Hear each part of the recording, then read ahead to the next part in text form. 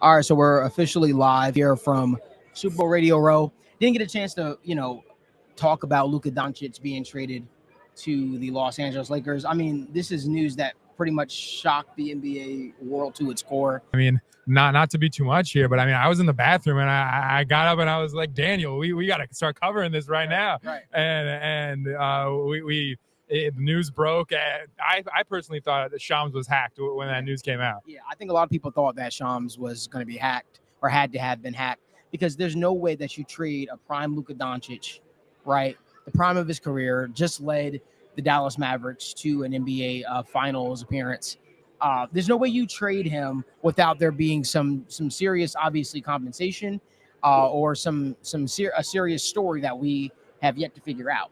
Well, there hasn't been a story that's come out so far yet about it. Obviously, outside of some concerns of he's Luka, 270 pounds. Yeah, 270 pounds at 6'7", and that there were some concerns about him signing with the Dallas Mavericks long term, which he called BS. Right? There was reports came out that said he bought a house just 2 weeks ago. Yeah, so it was clear that it was clear that he saw Dallas as his future, and that was not to be the case. So you have to ask yourself, right?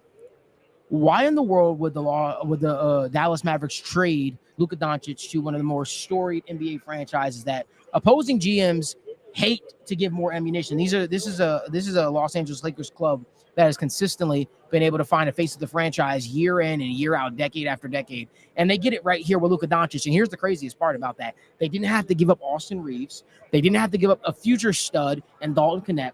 They didn't have to give up LeBron James. So now you're pairing LeBron James, albeit 40 years old, but have you seen the way LeBron's been playing lately? They didn't give up LeBron James in the process. All they gave up was Anthony Davis, Max Christie, and what? A pick. Yeah. So for me, I'm looking at it, and I'm like, the Lakers Lakers won, in my opinion. Like, I understand in the short term, people are looking at the Dallas Mavericks and they're saying, Anthony Davis, Kyrie Irving, that's the team right now. That's the plan. But I personally don't see it working out that well because, while people have questions about Luka Doncic's durability, I have questions about Anthony Davis's durability. I have questions about Anthony Davis's ability to stay healthy, being out there, being readily available for his team. They say the best ability is availability. And that is something that has literally scarred Anthony Davis throughout his Lakers run outside of the bubble championship year. What are your thoughts? I mean, you can already tell, but based on the Mavericks' actions over these last couple of days, that they understand that they screwed up. They're lacking offensive firepower. So, I mean, it's pretty blatantly obvious that the Mavericks blew it here. I mean, you turn over a 25-year-old perennial All-NBA player, walking triple-double, can give you a 40-ball any night. Yeah, he will be now, now that he's in Los Angeles. I mean, it's ridiculous. I mean, Anthony Davis, 31 years old, and like you said, has dealt with injury problems throughout his career. So I just really, I don't know what they were thinking here.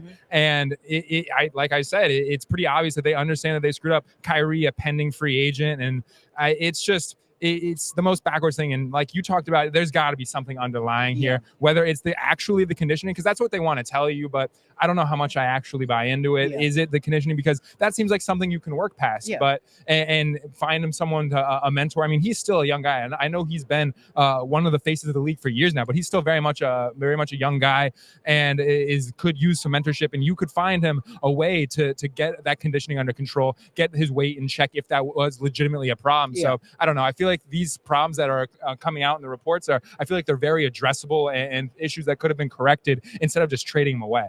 One thing that people aren't talking about that I, resemble the situation to a degree. Obviously, circumstance was different because LeBron chose to sign with the Miami Heat, but it's very similar to when LeBron went to Miami, right? He had to learn how to win. In terms of the emotional reaction as well, had to learn how to be a leader. This is the most shocking NBA trade that I've ever seen personally, right? But when I look at it, I say this is a situation in which LeBron went to Miami. He had to learn how to win. He came back to Cleveland, won a championship for Cleveland. But I don't know if he has that success if he didn't leave Cleveland the first time to go to Miami and learn how to win and learn from Spoelstra and learn from Dwayne Wade. This was a Miami team that was very talented. Now you're going to take Luka Dončić, a guy that has already been dominating the NBA, and you pair him up with LeBron James.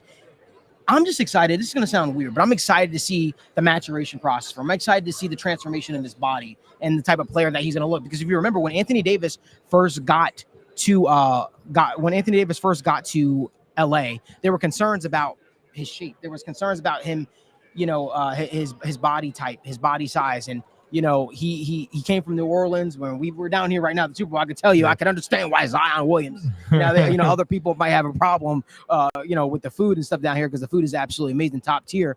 But you think about how Anthony Davis's body transformed after a season with LeBron James, after getting on that LeBron James regiment, right? Imagine what's going to happen for Luka Dončić, man. I 100% agree, and we were talking about this earlier.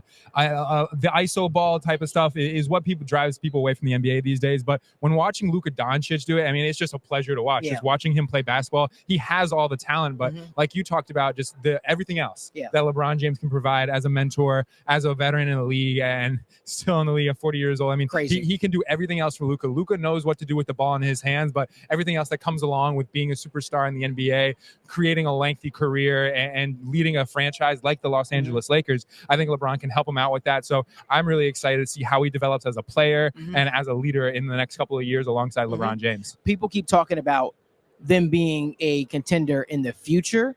Let me be very clear. I think that they're a contender this year. I think that this team is a contender this year. And I understand they're lacking a big, right? Everybody has questions surrounding who's going to be the big to step up with Anthony Davis along in the picture. What I saw last night from guys like Jackson Hayes, Jared Vanderbilt, we'll see what happens with Rui Hachimura. Man, I believe that this Lakers team can get by this year with the squad that they have, and they can afford to address the big man situation seriously and the offseason. But I'm excited to see what happens. Well, what do you think happens when they run into a team like the Thunder without any size talented size on the roster? Right now the Thunder are without Chet, right? They're waiting for Chet to get back. We don't know how Chet's going to look when he does get back, but I still think that. You think about the Mavericks last year. The Mavericks made it to the finals. They made it through the entire gauntlet of teams. I think Luka Dončić and LeBron James are that talented. Luka can give you 10 boards a night. LeBron can give you 12 boards a night if he actually applied himself, right? And then you have your other guys like Jackson Hayes, who's looks like he's the starter right now. As we'll see what happens at the NBA trade deadline. But I think that you have enough ammunition, especially Luka Dončić and LeBron James being 6'7", 6'8", respectfully. These are guys that I think can 100% grab boards for you, get those defensive rebounds. You obviously want a big man in there, but those guys are always going to get theirs regardless of whoever the big man is. So that's just my thoughts. Rob Pelinka came out and said that it's unlikely that they're going to trade for a big at the trade deadline. You think? I was going to say, you think he's fronting, or do you think he's working behind the scenes? I think he's working behind the scenes. There's no way you just throw your hands up and you say, we're not going out there getting a guy. They're going to probably try to get some guys. There's some guys that are, I don't want to just aimlessly say, get a guy. There's some guys right now that I think the Lakers could trade for that could make an impact. I'll name a few. Mitchell Robinson of the New York Knicks. He's a guy that, for whatever reason, has not worked out with them, has had problems staying healthy, so he might have to be on a minutes restriction. That's fine. Got LeBron. You got Luka Dončić. That's absolutely fine. You lose a little bit when it comes to the offensive side, of the ball when it comes to Mitchell Robinson, but you gain a lot from a rim protector. Who else? You got Nick Claxton. He's a guy that I think is defensively absolutely sound. He's so good. He can grab your boards. He can get you 12 points a night. He can get you 12 rebounds a night as needed. He's a guy that for whatever reason has fell out of favor with the New York Nets. The Brooklyn Nets. They've been splitting a lot of time with him and Daron Sharp, who's another emerging center for them. He's a guy that they said is also on the trade block. So I think that there are guys right now, but here's a name that I want to throw out there.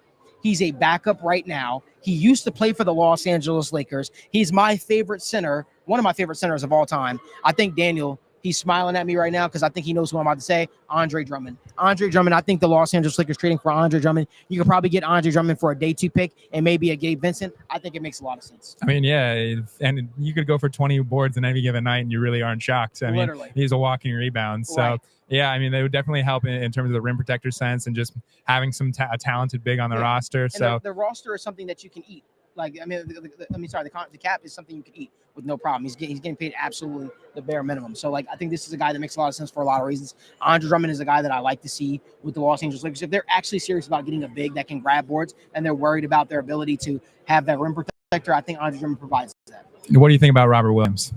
I don't like Robert Williams. Yep. I didn't like him when he with the Boston Celtics. My Boston Celtics, I didn't like him then. I know there are Boston Celtics fans who love him. I just think that he leaves a lot to be desired there. He's a little bit of an undersized center too. I'm just not a big Robert Williams guy. I think that the Lakers could do better. I think if you're trying to get a Robert Williams, I think you will be happy with the results you get from Andre Drummond. If you want a guy that can make half of his free throws and miss half, I think Andre Drummond can do that exact same thing that Robert Williams does on a regular basis. No one's talking about them just completely forgoing defense and grabbing Nikola Vucevic. Hey, if you really want to go out there and do that'll be a move. But then you have to take on $20 million, right? Yeah. I don't know if they're willing to do that. I don't know if they even want to do that. But Nikola Vucevic is probably looking to get out of there, especially after they just traded Zach LaVine. So it makes sense. Cleaning house in Chicago. Right. So there's going to be a lot of names out there that we're going to see floating around. There's no way the Lakers conceivably sell to their fan base. We're all in for winning this year, because unfortunately, when you trade for Luka Dončić and you keep a LeBron James on this team, you can't afford to waste a year. We don't know how much LeBron at 40 years old has left. You don't know when your body's going to say enough is enough. So I'm banking on the Lakers making a trade at the deadline tomorrow, and my bet is they grab one of these bigs that we discussed here. It'll be really interesting to see. It'd be very interesting. We appreciate you guys so much. If you guys like more video content like this, give this video a like, subscribe to the channel, turn on post notifications so you guys don't miss when we go live from the TWSN studios or Super Bowl Radio Row.